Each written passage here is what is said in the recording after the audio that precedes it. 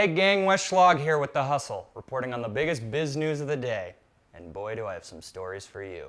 A few days ago, Chevy introduced a new buckle to drive feature to prevent cars from starting until drivers buckle their seatbelts. How do they build something like that? I have no idea, but I do know that it starts with a little thing called data. But as cars become more advanced, you gotta wonder, who's your car actually driving for?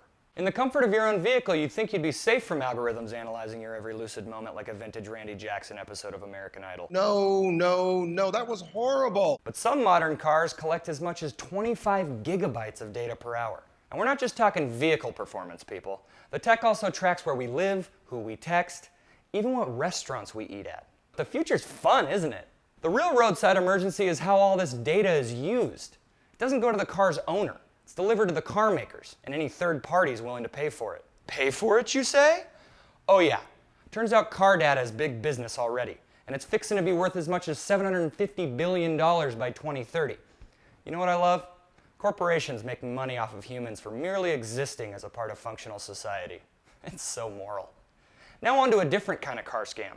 Taxi medallions were created by New York City in 1937 to cap the number of taxis cruising the streets, which in turn created a stock exchange of sorts for the cabbie coin. Interesting, huh? Well, New York City's medallion market crashed in 2014, and according to the New York Times, since then, a shocking 950 cab drivers have declared bankruptcy. I know what you're thinking. Uber and Lyft are the devil, right? Wrong.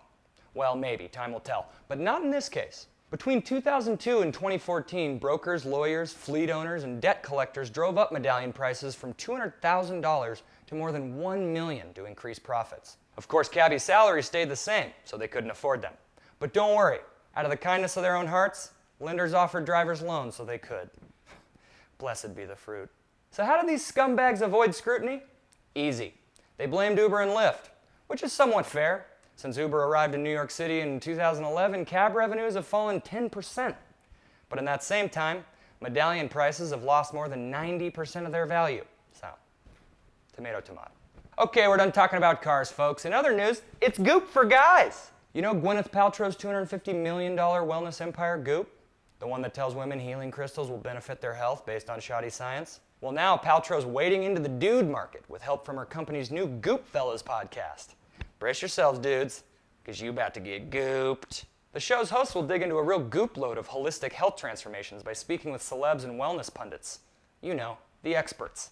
The podcast aims to shed light on misdiagnoses and inspire men to take active and preventative care of themselves, which confirms that people will believe anything celebrities say. Like the time Tobey Maguire told me he'd be my friend if I invested into his jarred rainbow sand healing startup, which I did because he's friggin' early-aught Spider-Man. And plus, it's healing sand from a rainbow. And that does it for today, folks. Be sure to tune in to Newsy next Tuesday at 1 p.m. Eastern for more of the Hustle Rundown.